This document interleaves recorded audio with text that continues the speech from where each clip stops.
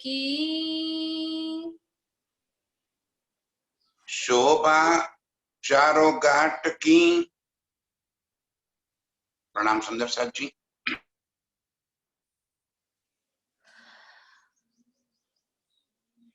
आनंद स्वरूप आप श्री प्राणनाथ जी हमें अर्श की परिक्रमा कराते। अर्श के 25 पक्षों में अलग अलग स्थानों पे जो रोज लीला के लिए लेकर जाते हैं, वहीं की शोभा, वहीं की लीला, वो सारी बातें हमें याद दिलाते हैं। आज हौज को सर में हमें पहुंचा रहे हैं, और जो हौज को सर के ऊपर जो हम प्रेम और आनंद की अपार लीलाएं करते थे, इन सारी लीलाओं को प्रीतम हमें याद दिला रहे। शोभा चारों घाट की। जमुना जी पुखराज से निकलकर बल खाती हुई रंग महल से सामने 7 वन 7 घाटों से बहती हुई आगे फिर मोड़कर हौज को सर के और बढ़, और जमुना जी का सारा जल हौज को सर ताल के अंदर समा जाता। वो अविरत बहने वाला जल जमुना जी की विशालता, और उस परिप्रेक्ष्य में जब देखेंगे तो इतना जल हौज कोसर में समा जाता है, तो हौज कोसर भी कुछ छोटा सा ताल नहीं, बड़ा विशाल ताल, और चारों तरफ एक हीरे की पाल, और वो भी सॉलिड नहीं, अंदर से पूरी। और पाल के अंदर कई प्रकार के महल, कई प्रकार के हवेलियां, और उनके अंदर हमारे एक एक रूम के अलग अलग कमरे, और कमरों की शोभा हीरे की पाल होने की वजह से अपने उसी कमरे में बैठकर जमुना जी का जल का हम आनंद भी लेते हैं। जब प्रीतम के साथ हम इश्कमयी क्रीड़ा करते हैं, तब वो मछलियां हौज को सर की, वो वहीं पे जो दीवार पड़ती है, जो हौज को सर का पानी हमारे कमरे के अंदर न आने दे, वो कांच के जैसे साफ पारदर्शी है, क्योंकि हीरे की है। और वो मछलियां हमें हौज को सर से देख रही है, हम अपने कमरे से मछलियां को देख।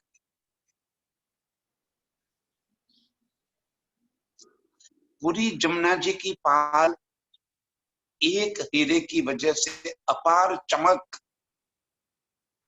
और उस सारी चमक, पाल के ऊपर के देहुरियों की चमक, इनके ऊपर आई पताकाओं की, कलश की चमक, ये सारी जमुना जी के अंदर जब उसका प्रकाश प्रतिबिंब होता है, तो जमुना जी का जल एकदम जलहल जलहल जलहल चमकता है।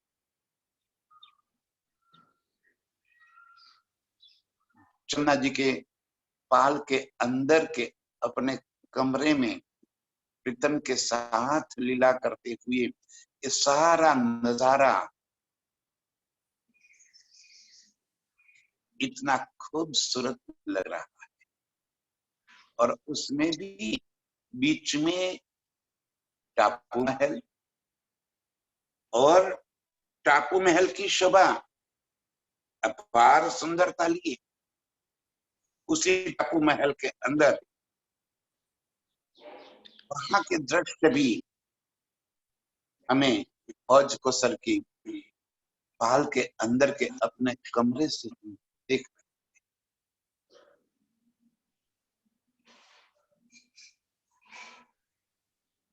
चारों दिशाओं में 4 घाट, 16 देहुरिका, 13 देहुरिका, 9 देहुरिका और झुंडका घाट।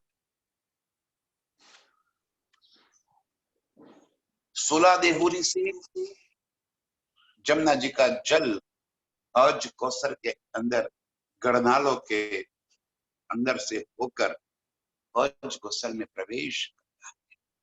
और उस समय जल की जो आवाज आती है, जब जमुना जी का जल गढ़नालों से बहता हुआ 16 देहुरी के घाट से हौज कौसर में मिल जाता है, तो पानी के वो मधुर आवाज, इतनी संगीतमय उस आवाज को आज भी हमारे कानों में गूंज रही।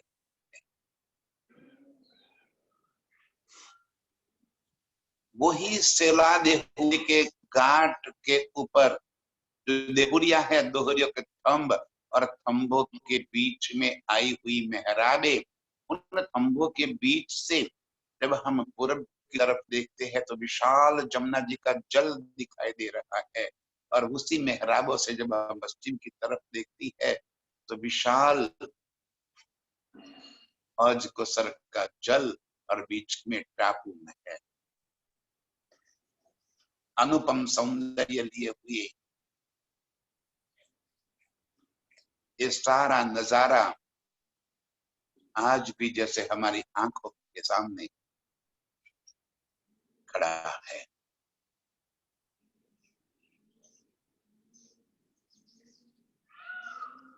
तेरह देहुरियों के घाट से और 9 देहुरी के घाट से भी उसी मेहराबों के बीच में खड़े होकर हम इस सौंदर्य का रसपान करते हैं।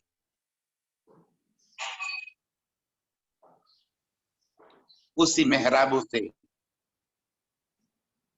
24 हांस का महल हमें दिख रहा है। जब प्रीतम हमें 24 हांस के महल में लेकर जाते हैं, क्या शोभा! 5 भूम छठी चांदनी का 24 हांस का बना हुआ इस महल के अंदर जब हम प्रवेश कर जाते हैं तो मध्य में कई प्रकार के वन, सुंदर बाग बगीचे, फव्वारे, नहरें और झूले, अपार सुंदरता का प्रतीक।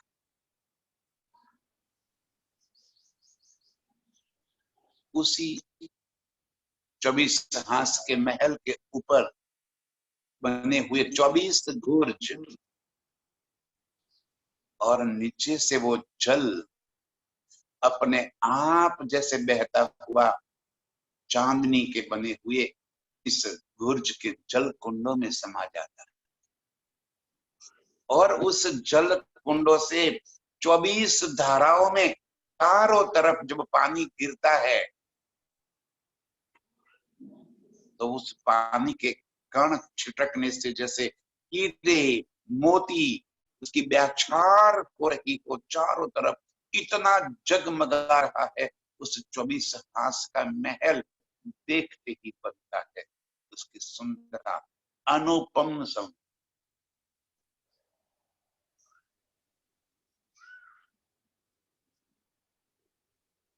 नीचे गिरकर फिर 24 कुंडों में पानी गिरता है और वो 24 कुंडों में से नहरों के माध्यम से बहता हुआ महानद में जाकर समा जाता है।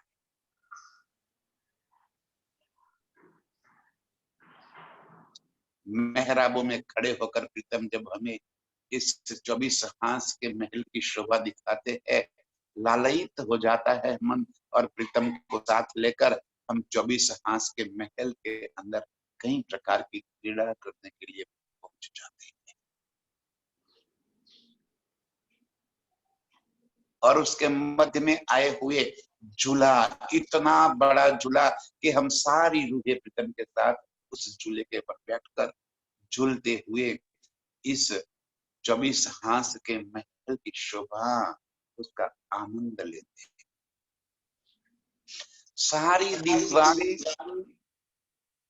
हीरे की होने की वजह से बाहर पड़ता हुआ जल हमें अंदर बैठे बैठे इतना मनोरम दृश्य दिखाई देता है कि झूले के पर बैठे बैठे हम चारों तरफ का नजारा करते हैं।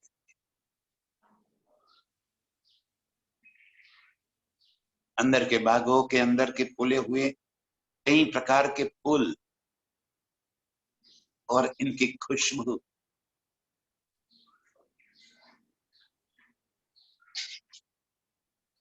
इतना सुंदर दृश्य है। और जब हम इस 24 हांस के महल के चांदनी के ऊपर कूद जाते हैं और चांदनी में खड़े होकर चारों तरफ जब नजर घुमाते हैं, एक तरफ फौज को सर दिखता है, एक तरफ हमें पुखराज जी दिखते हैं, माणिक पहाड़ दिखता है, और क्या क्या नजारा ऊपर से आ जाता है। बीच में जवेरों के महल और जहरों के महल के अंदर की नहरें, नहरों का बहता हुआ पानी,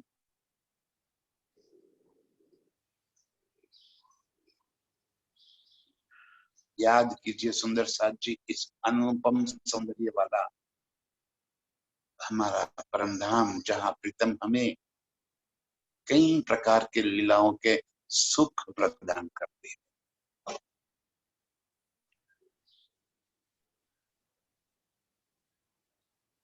झुंड के घाट की ओर पहुंचे, बड़े वन के वृक्ष वहां आके मिल जाते हैं, और जैसे वृक्ष के डालियां ही मेहराब बनकर खड़ी हो जाती है, और उन मेहराबों के अंदर हम कितना आनंद लेते हैं। वही झुंड के घाट के ऊपर बड़े वन की वृक्षों की डालियों के ऊपर झूलते हैं, उसी बड़े वन के वृक्षों के ऊपर चढ़ते हैं, कूदते हैं, फांदते हैं, और वहीं से छलांग लगाकर फौज को सर के अंदर कूद जाते हैं।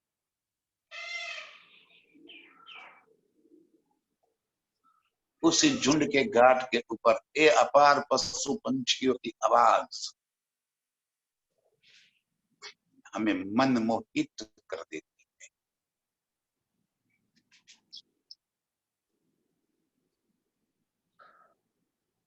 पाल के ऊपर बड़े वन के वृक्ष, बाहर की तरफ ढलती पाल के ऊपर भी बड़े वन के वृक्ष, और बड़े वन के वृक्ष के चांदनी के एक एक पत्ते के ऊपर आज भी हमारे पैरों की निशानियां लगी हुई है। जरा देखो,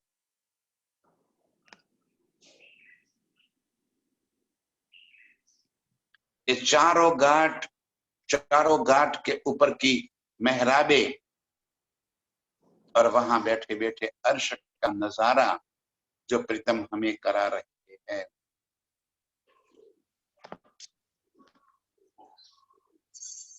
कैसे हम इसे अपने दिल से निकाल सकते।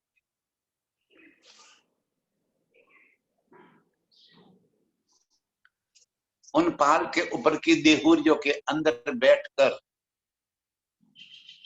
कितनी मस्तियां हम करते थे,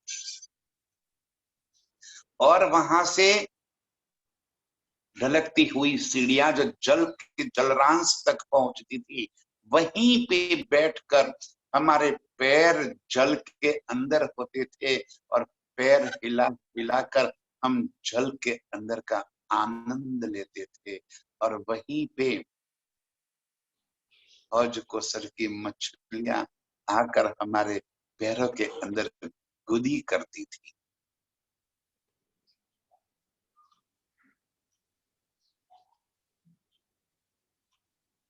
अभी भी एक गुदगुदी हो रही है हम, जो मछलियां हमारे पैरों में आकर हमें लाड करती है। मेरे बाजू में मेरे प्रीतम बैठते हुए मुझे इन्हीं मछलियों के आनंद देते हैं। मछलियां जल से बाहर कूद कूद कर फिर जल के अंदर गिरती है और उस दृश्य को तो अभी भी मुझे अपार सुख देते।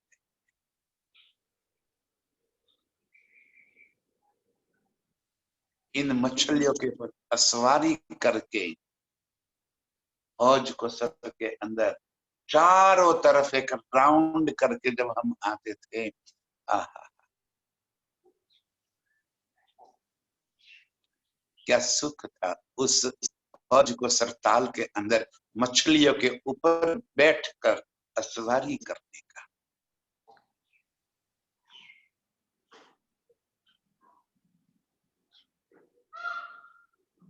अपार सुख मेरे प्रीतम हमें इस घाटों के ऊपर, पाल के ऊपर, वहीं पे बैठे बैठे इन सारे सुखों का आनंद प्रीतम हमें देते हैं। रोहे सुपने कदम ना छोड़ही, जाके असल हक निस्बात। कैसे इन सुखों को हम भूल सकते हैं?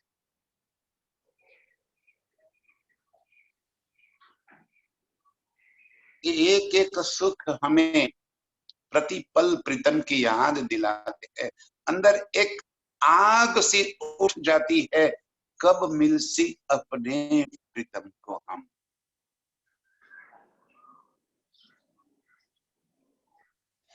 ये हौज कोसर का नजारा ही इतना अनुपम है।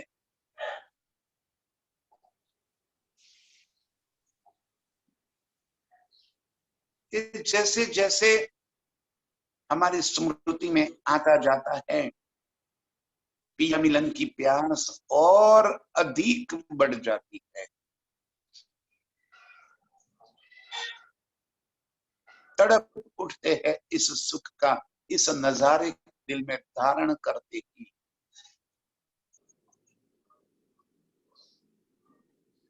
कैसे हम इस सुख को अपने दिल से निकाल सके, क्योंकि हम ही इन घाटों के ऊपर, इन मेहराबों के बीच में, इन पाल के ऊपर, इन बड़े वन की वृक्ष की टहनियों के ऊपर, इन मछलियों के ऊपर सवारी करने वाली, अरे इस पाल के अंदर, कमरों के अंदर प्रीतम के साथ मस्तियां करने वाली, ये हम ही तो है। कैसे अपने दिल से इन सुखों को हम दूर करें? ए जो कहे मेहरावा, घाटों पर शोभित। चारों घाटों के ऊपर घुमटियों के खंभों के बीच में मेहराब बनी,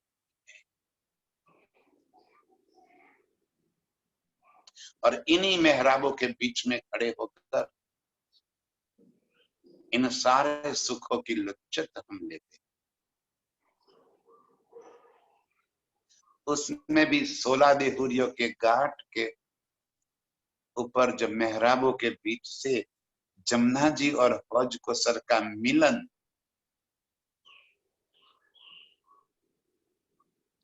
गरनालों से बहता हुआ, कल कल कल कल कल कल करता हुआ उस पानी, कर्ण प्रिय संगीत अब भी हमें आकर्षित करता है। आज भी वो आवाज हमारे कानों के अंदर गूंजती है, जब इन मेहराबों के ऊपर खड़े होकर इन सुखों को देखती थी, हक कदम हृदय रोह के, जाके असल हक निस्बत। ये हमारे दिल के अंदर भरी पड़ी बातें है। एक पल भी हम इस सुखों से दूर नहीं कर सकते। हम ही इस लीलाओं में डूबने वाली रूहें हैं, हम ही ये लीला करने वाली रूहें हैं।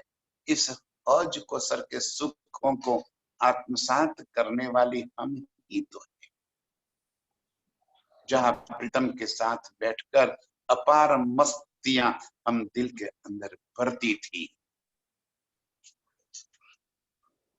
कैसे हम इन सुखों को भूल सकती है?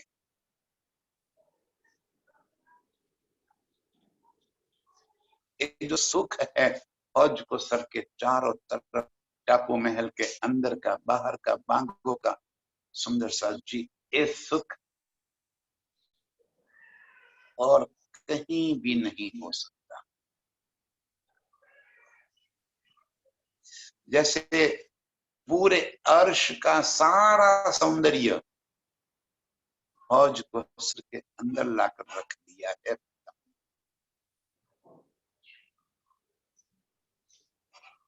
इतनी सुंदर नक्शकारी, इतनी सुंदर चित्रामण,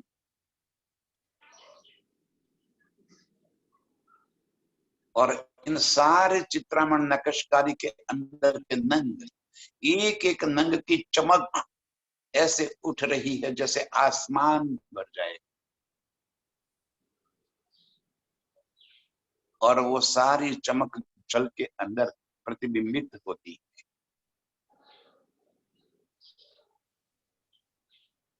उस नजारा तो आंख में भर लो।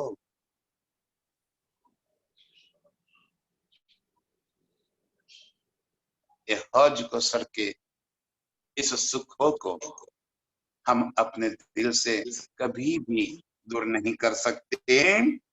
खेले हौज को सर के बाग में, रूहे बन डारी झुलत। इसी हौज को सर के ऊपर बने हुए बाग, टापू महल के मध्य में बने हुए बाग, टापू महल की चांदनी के अंदर के बाग, इन बागों के अंदर कितने सुख प्रीतम हमें प्रदान करते थे। कैसे वृक्ष की डालियों को पकड़कर हम झूला झूलती थी, कैसे वृक्ष की डालियां पकड़कर हम वृक्ष के ऊपर चढ़ जाती थी, कितनी दौड़ा दौड़ करती थी।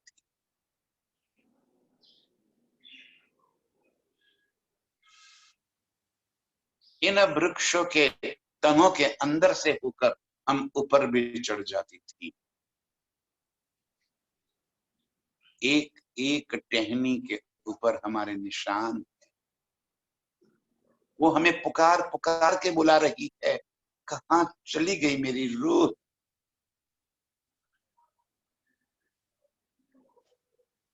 जो बागों में खेलती थी, इन वृक्ष के ऊपर फांदती थी, वहां का एक एक नजारा हमें पुकार पुकार के अपनी ओर बुलाता है, आकर्षित करता है। तू कहाँ खो गई है मेरी रूह? तू आ जा, मैं तुझे और अधिक लाड करूं।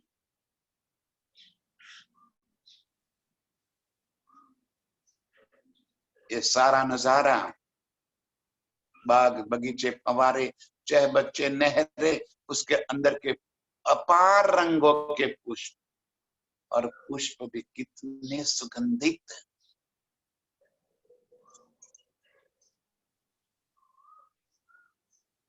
एक तरफ पानी की भीनी भीनी सुगंध, एक तरफ इन पुष्पों की मीठी मीठी सुगंध।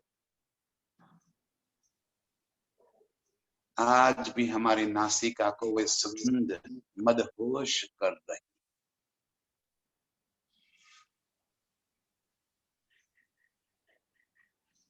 हौज कोसर के इन बाग और इन पेड़ों की सारी मस्तियां हमें और अधिक तड़पाती है।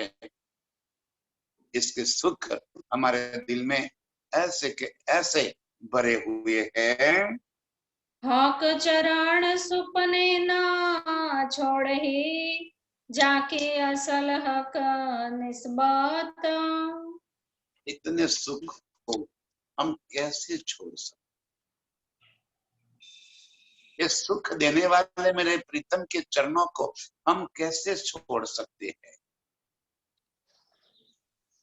कैसे इन सुखों को हम अपने दिल से दूर कर सकते?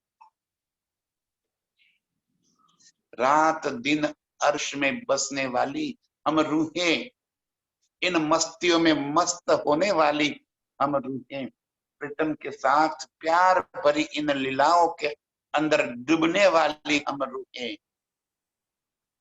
प्रीतम के साथ मीठी मीठी बातें करने वाली, कैसे हम इन सुखों से बाहर हो सकती हैं?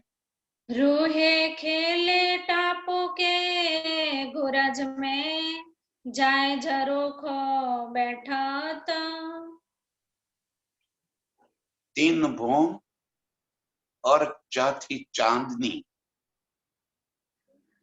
वैसा एक टापू माहौल 64 आंस के अंदर घेरा हुआ, और 64 के 64 आंस के अंदर बाहर की तरफ निकला हुआ गोख, और उसी गोख की चांदनी में पड़ जाएगा कठेड़ा से लगा हुआ झरोखा। जब हम टापू महल के अंदर पहुंचते हैं, पाल के ऊपर से कई प्रकार के नाव, जहाज, मछलियां, मगरमच्छ और कई बार पंछियों की सवारी करके भी हम टापू माहौल के अंदर पहुंचते हैं। हर सुख प्रीतम हमें वहां पे देते हैं।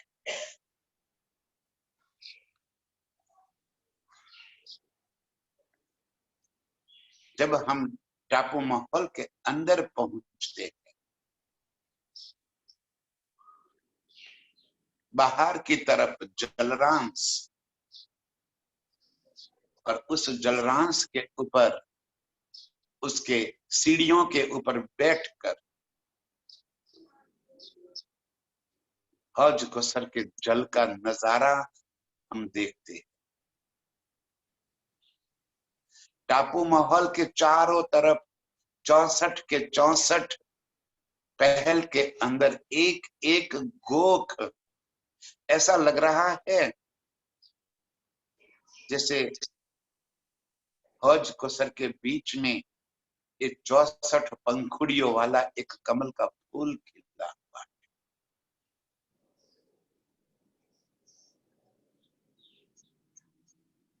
बाहर की तरफ निकले हुए इन गोख, गोख इसीलिए कहते हैं कि दो तरफ से बंद, अंदर की तरफ दरवाजा और बाहर की तरफ झरोखा। बाहर की तरफ से जब हम खड़े होकर देखते हैं, यही गोख के अंदर भी कई प्रकार के सोफा, कुर्सियां, गिलम, एक एक थंब की चमक, ऊपर की मेहराबों की सुंदरता, उसके ऊपर की नकशकारी चित्रामण, इस नजारे की मैं क्या कहूं। इतना सुंदर मनोरम दृश्य उस गोख में हम बैठते हैं। और कभी चांदनी में चले गए टापू महल की, तो चांदनी में चारों तरफ बना हुआ कठेड़ा दीवार के रूप में, और बाहर की तरफ जरोखा, एक एक जरोखा इतना बड़ा कि वहां पे हम 12 के 12,000 कीर्तन के साथ खड़े हो जाते। वहीं पे कई प्रकार की सोफा कुर्सियां, वैसी भी है छोटी वाली कुर्सियां जिसके एक के अंदर हम 4-4 बैठ सके, और बड़े वाले सोफा जिसके एक एक सोफे पे अंदर हम 200-200 सखियां एक साथ बैठकर हज कोसर का नजारा दिल में भर लेते। टापू महल की चांदनी के बीच मध्य में चबूतरा कमर भर ऊंचा, और उस चबूतरे के ऊपर की किलम, उस चबूतरे के ऊपर जब हम बैठ जाते हैं और चांदनी में चारों तरफ फव्वारे, बाग बगीचे, नहरें, इतना सुंदर दृश्य।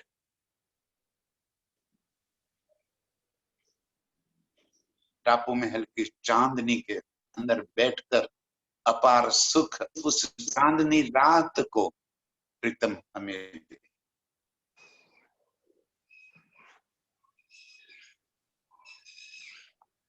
चौधरी की चांद आकाश में खिला हुआ है, चारों तरफ उसकी चांदनी बिखर रही है, और उसी चांदनी के अंदर टापू महल के मध्य के चबूतरे के ऊपर हम रूहें बैठकर आधी रात तक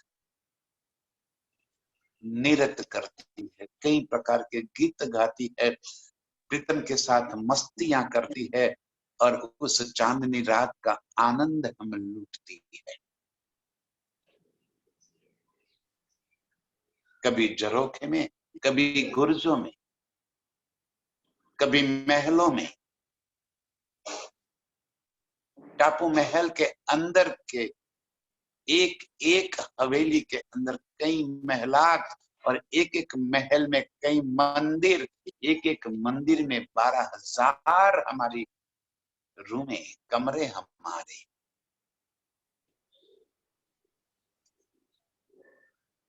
और चारों तरफ हीरे की दीवार, जो बिल्कुल पारदर्शी दीवार है।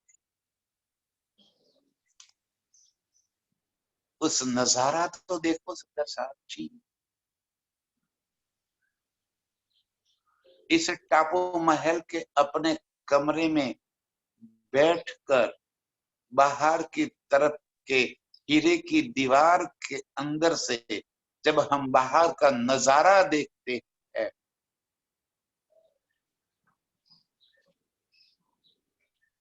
क्या सुख है वहां के।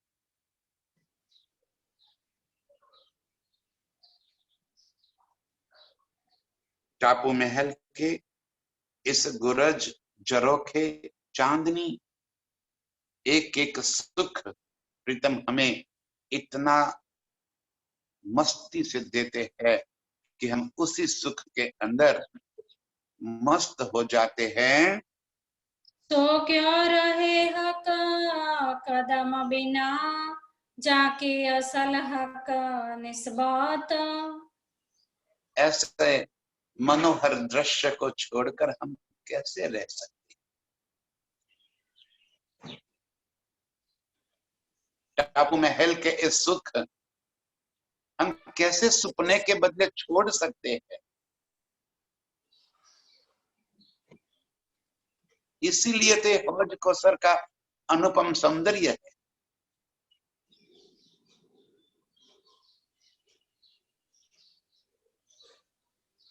और चांदनी रात का इस सुख तो और अधिक हमें मदहोश कर देता है। और पास में बैठे हुए प्रीतम और पिला रहे हैं इश्क का शराब। मस्ती कैसे न चढ़ी।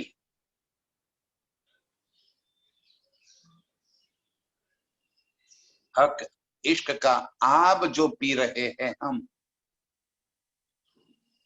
कैसे मस्ती न चढ़े।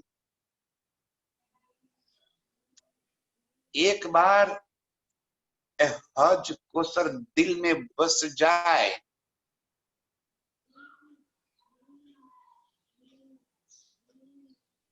तो एक पल के लिए भी हम वहां से दूर नहीं हो सकते।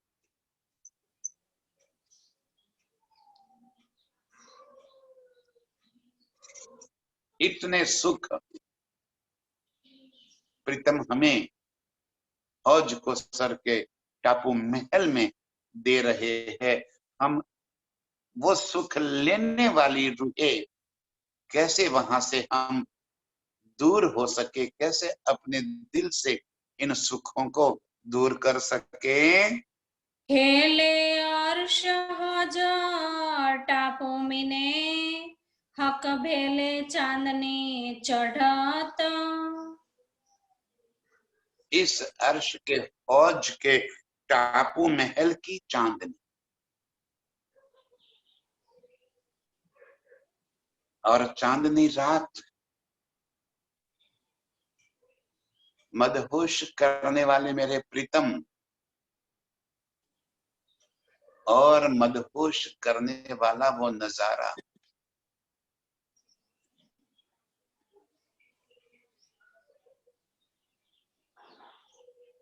टापू महल के इस चांदनी और चारों तरफ के झरोखे में खड़े होकर इस अर्श के नजारे को जरा दिल में तो भर लो सुनिए साथ।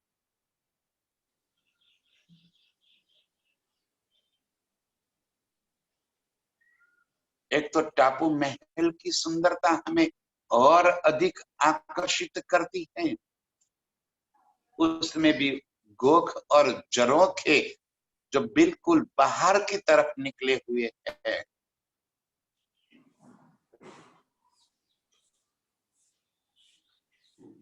और बाहर की तरफ निकले हुए इस गोख और झरोखे में बैठकर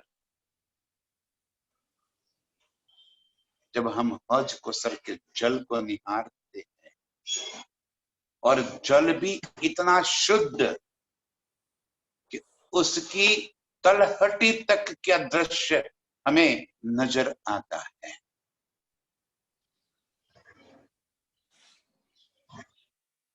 अंदर के सारे जीव, मछलियां, मगरमच्छ और कई प्रकार के जल के जीव जो सब नूर में है। एक एक मछली के ऊपर जैसे हजारों नंग जड़े हुए।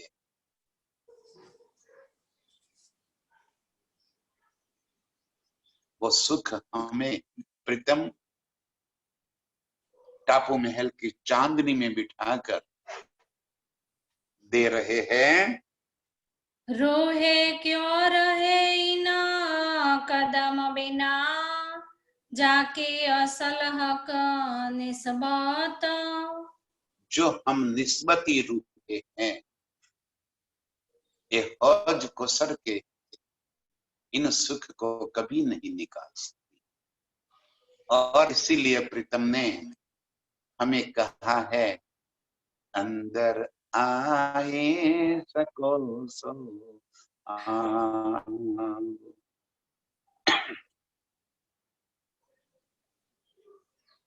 जो अर्श की रूहें ये सुख को पाना चाहती है तो आ जाओ इस हौज कोसर के अंदर और इसके सुख को दिल में।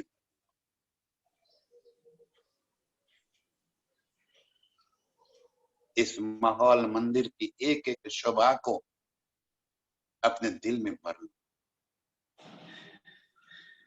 यही हमारी अर्श की जागनी। जैसे जैसे ये नजारा हमारे दिल के अंदर भरता जाएगा, परात्म इस सुख को अपने दिल में भर ले। ऐसे अपार सुख से हम कभी भी अपने दिल से दूर नहीं कर सकते। नहरे महल पिया जल चक्राव जो चलत। अब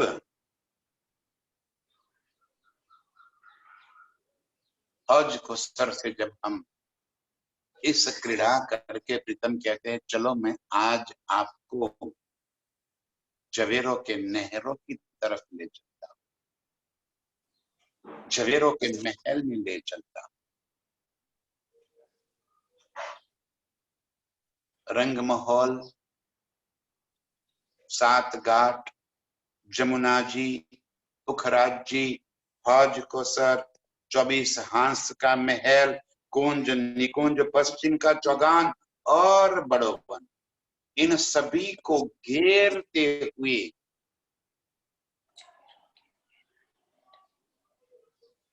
ये जवेरों के महल आए, अपार सौंदर्य से लबालब भरे हुए। ये जवेरों की नहर ही इसीलिए कहे कि इनके अंदर अपार कई प्रकार के जवेरात जड़े हुए हैं, ऐसा लग रहा है कि उनकी सबसे उपले हिस्से से जल की जो धाराएं बहती है और वो दोनों तरफ जल ऐसे गिरता जाता है और उस जल के ऊपर जब किरणें पड़ती है तो उस किरणों की वजह से उस जल की बूंदे अपार रंग के अंदर रंग जाती, जैसे बारिश के मौसम में हमें आसमान में मेघ धनुष अपार रंगों से रंगा हुआ दिखाई देता है, वैसे ही इन जवेरों के महल के ऊपर से गिरता हुआ पानी और उस बूंदों के ऊपर किरणें पड़ने से उसका नजारा इतना रंगीन हो जाता है कि ऐसा लग रहा है कि कितने जवेरात से ये बना हुआ है, और इसीलिए उसको जवेरों के महल और जवेरों की नहर भी कहते। जल चक्राव, धनी जी कहते हैं नहरे मोहल ढापिया जल चक्राव जो चल, इतने बड़े उसके चारों तरफ गिरा हुआ जवेरों का महल और उसके 9 फिरानी। कैसे? ध्यान से सुनते, जैसे हम सीढ़ियां चढ़ते, पहले 4 भूम ऊंचा, फिर 8 भूम ऊंचा, फिर 16 भूम ऊंचा, फिर 32 भूम ऊंचा और बीच में 64 भूम, फिर पीछे की तरफ 32, 16, 8 और 4। उस दृश्य को अपने दिल में जरा बसा लीजिए। बीच में बड़ा ऊंचा 64 भूम ऊंचा और दोनों तरफ जैसे सीढ़ियां बनती है ऐसे ही 32 भूम, फिर उसके नीचे के मंदिर आएंगे 16 भूम, उसके नीचे के मंदिर आएंगे 8 भूम, उसके नीचे आएंगे 4 भूम। इतनी बड़ी विशालता में घेरा घर कर ये जवेरों के महल बने, ऊपर नहर है और उस नहर से विशाल जल राशि जवेरों के महलों के चारों तरफ जल छिड़कती हुई बह रही। अब वो नजारा जरा दिल में भर लीजिए कि 64 भूम से बहता हुआ उछलता हुआ जल नीचे गिरता है 32 भूम के ऊपर, वहां से गिरता है 16 भूम के ऊपर, वहां से गिरता है 8 भूम के ऊपर, वहां से गिरता है 4 भूम। पीछे की भी तरफ भी इसी तरह से वो नहरों का जल गिर रहा है। हीरे की दीवारें और इसी जवेरों की महल के मध्य में हम जब चले जाते हैं, सारे के सारे बोम अपार हवेलियां, मंदिर, महल और कमरों से बने। उन्हीं कमरों से जब हम बाहर की तरफ झांकते हैं तो गिरता हुआ जल इतना मनोरम दृश्य बना देता है। और इस मनोरम दृश्य में हम प्रीतम के साथ ऐसे लग जाते हैं कि कभी वहां से दूर ही ना हो सके।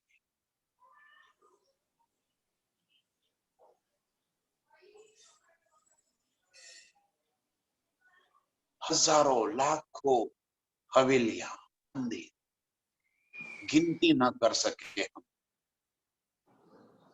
इतने हमारे कमरे, हर एक की शोभा अलग अलग, मन चाहा श्रृंगार, मन चाहा स्वरूप।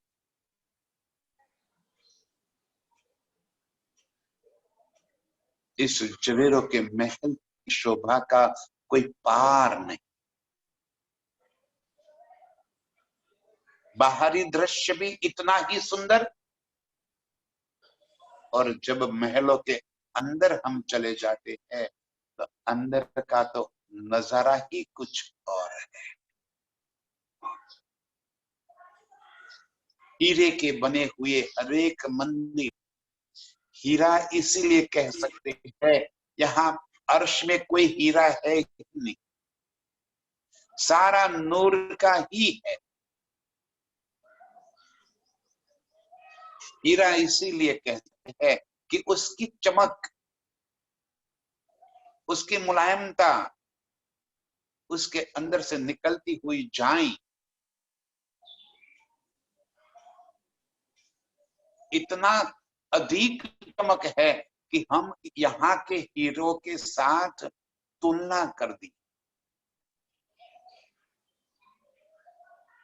अर्श में कोई चीज जड़ तो है नहीं, हर चीज चेतन। महल, मंदिर, जल, वायु, जमी, आकाश, हर चीज चेतन, हर चीज प्रीतम का ही स्वरूप, हर चीज नूरमय।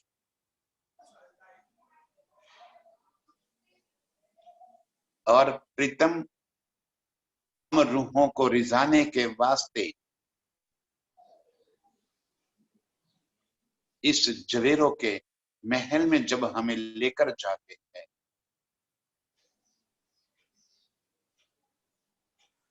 तब वो सुख दिल में भरते ही मदहोशी छा जाती है।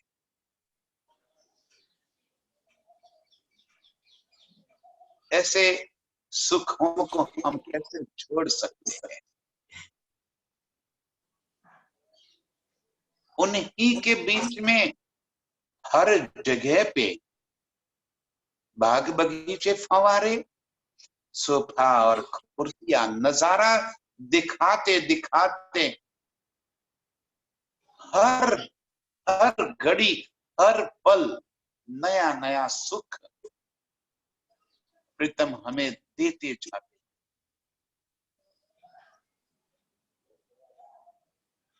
एक एक से अधिक सौंदर्य।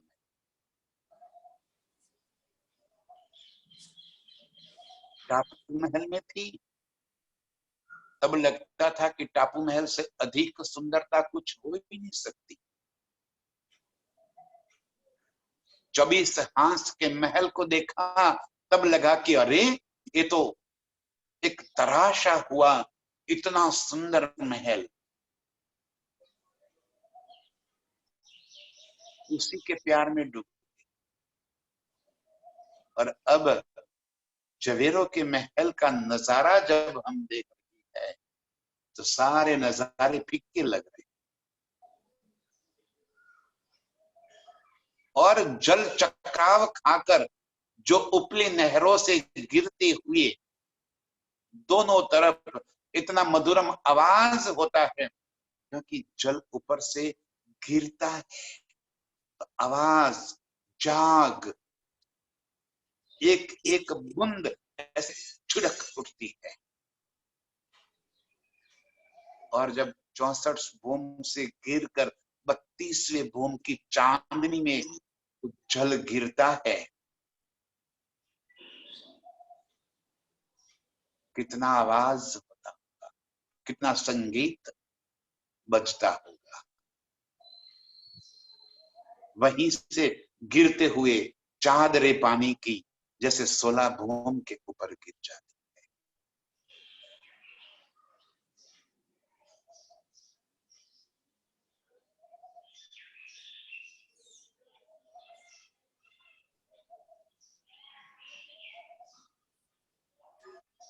शरीरों के महलों का नजारा अपार सुंदरता लिए हुए धनी जी बता रहे हैं कि कैसे वहां से जल चक्राव खाकर गिरता है, कैसे नीचे आकर नहरों से होकर फिर वो पानी महानद के अंदर मिल जाता है।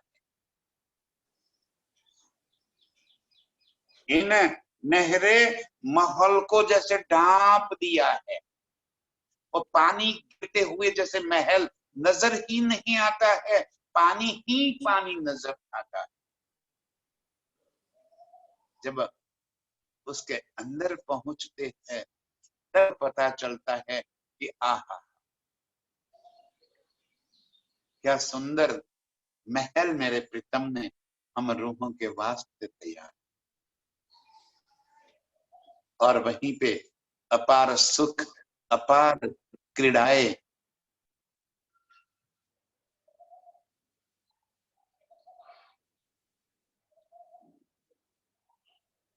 मोमिन हक कदम क्या छोड़ही, जाके असल हक निस्बत।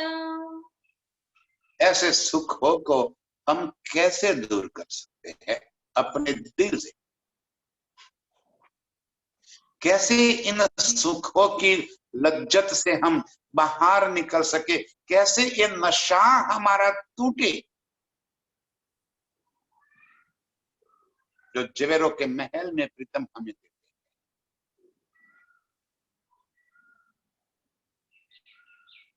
इस सौंदर्य के अप्रीतम दृश्य को हम कैसे अपने दिल से दूर कर सकते? हम ही है वो इस दृश्य को आत्मसात करने वाली, हम ही हैं इस लीला में डूबने वाली, हम ही है प्रीतम के साथ इन जवेरों के महल के अंदर लीला करने। और इतना बड़ा घेरावा है उसका, एक जवेरों के महल को, उसके सुख को उनके एक एक कमरे के अंदर यदि हम लीला करें तो सालों साल बीत जाए तो भी दूसरे कमरे के अंदर जाने का नंबर ही न लगे।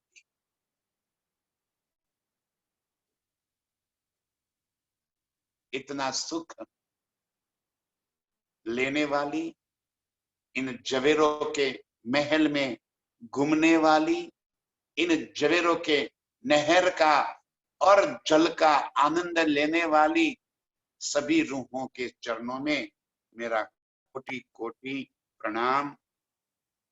आओ सुंदर साथ जी, इसी सुख को दिल में भरकर उसकी मस्ती में हम डूबे रहे, उसी को आत्मसात करके उसका आनंद लेते रहे। सभी के चरणों में मेरा प्रणाम। प्रणाम सुंदर साथ जी। जाके असल हक निस्बत।